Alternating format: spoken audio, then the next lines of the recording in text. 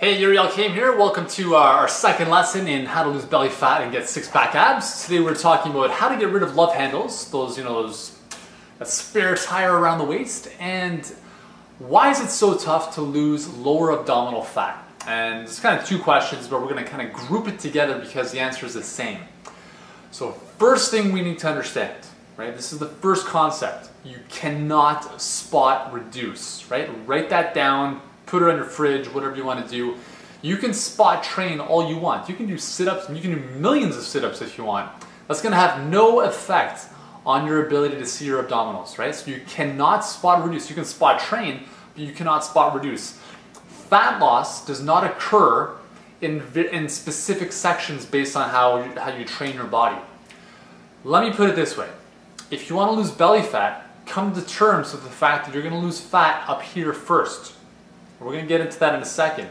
But realize that when you want to lose belly fat, you're looking at total body fat loss. All right? We're not just talking about you cannot. It's physiologically impossible to lose fat from your belly without losing fat anywhere else in your body. Right? So for belly fat, or for the fat, that subcutaneous fat underneath your skin that's laying on top of your abdominal muscles, for that fat to leave, to disappear, you're going to have to achieve fat loss all over your body, right? So generally it starts off in the neck and chin, and then it works its way down from there. We're going to talk about the specifics in a second, but I just want to give you that heads up so you cannot spot reduce. All right, so why is it so difficult to lose that lower body flab, right? So not lower body, but lower belly, right? The lower abdominals. Why is it so tough for a lot of people to get rid of that? Well, we have to take into consideration a couple things. There's genetics, there's hormone pathways, and then we're going to look at receptors, and they kind of all tie in together. Now, the first thing I want to suggest to you is if you look at the body type or the body shape of your parents, most likely you reflect one or maybe a combination of both of them. So if you notice that, for instance, your mother is very heavy in the hips and very light up top, most likely you might exhibit those patterns as well when it comes to losing weight and kind of sculpting the body you want. So the first thing you need to keep in mind is what you have to work with. What is the frame that your body is working with, right? I mean, again, look at your parents, look at how their bodies are shaped, because most likely you're a reflection of one or two of them, and genetics will play a role in your ability to lose weight in specific areas more than others as you achieve total body fat loss. All right, so we've talked about the fact that you cannot spot reduce, that genetics plays a role, and we're going to look at, obviously there's going to be differences for men and women on where you store fat, where you lose fat, and different body shapes. So let's look at the first, let's look at, I guess, body shapes for a second. So we have, you've heard of the apple and the pear, right? The apple is generally in men, right, testosterone prone, where tend to carry a lot of the fat in the abdomen, right? So the apple is kind of, right in here.